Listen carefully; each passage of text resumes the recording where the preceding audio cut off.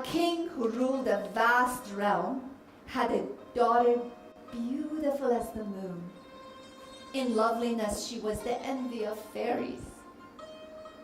One day, a beautiful servant was brought in to serve the king, and oh, what a boy! He was so beautiful, one might say both the sun and the moon rose because of his face. One day, quite by chance, the princess saw this beautiful boy and lost her senses. Reason fled, love overcame her, and her sweet life flailed in turmoil. For a while, the princess kept these thoughts to herself and under control. But eventually she gave herself over to love's agitation. She melted with desire and burned in her separation from this boy. The princess had 10 maiden musicians. To these maidens, the princess finally revealed her secret condition, casting fame, shame, and soul aside. She said, "If I declare my love for the servant boy, it may do him harm, for he may not know what to do with it. My own status too will fall, for a princess is never permitted to unite with a servant. But if I don't declare my love, I will die behind this veil in frustration.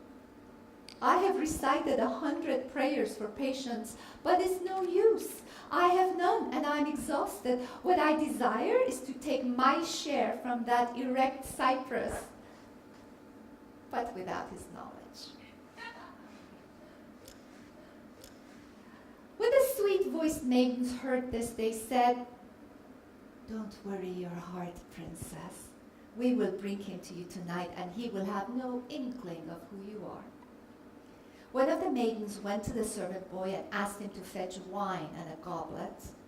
When he brought them to her, she secretly slipped a potion into his wine. Once the boy drank, the maiden's job was easy.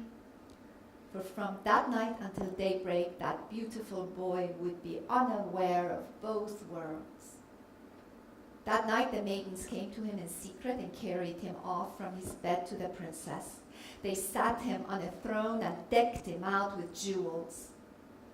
When at midnight the half-drunk servant boy opened his eyes, he saw he was in a palace with golden sofas that stretched from one end to the other. 10 amber candles were lit and incense burned in the fire. Wine was passed from hand to hand, and the candles burned like a line of stars. In this joyous company, his gaze fell on the princess.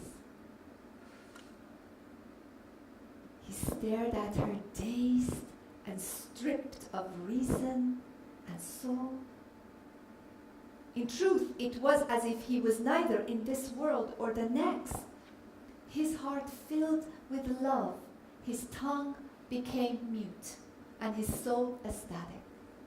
He kept his eyes on the face of that heart holder, and his ears open to the songs of the maidens. The princess at once gave him a bowl of wine, and after each taste followed it with a kiss. His eyes remained on the face of this girl he did not know. He gazed in wonderment.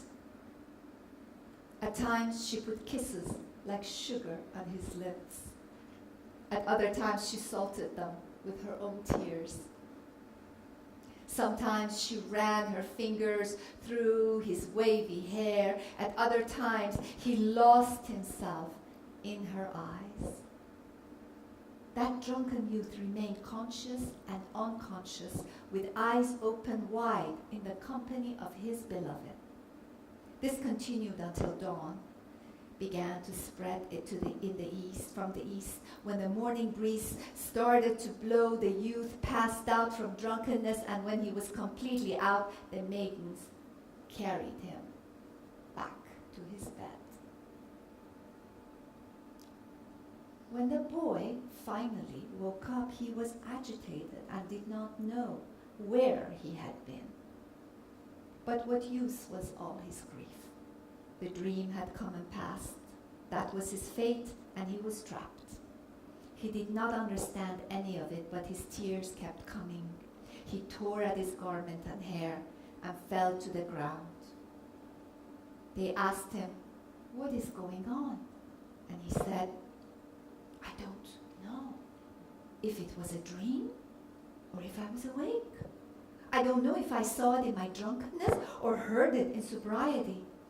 There is no stranger state in this world than being in a place that is both hidden and manifest.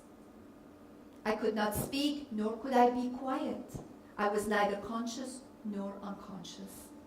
Whether any of it actually happened or not, it was there and whirled my soul and heart into a frenzy." Attar says that this is what we experience when we go into another state and visit with our beloved inside our soul and inside our mind. And then when we come out of it, we don't know where we had been. Was it real?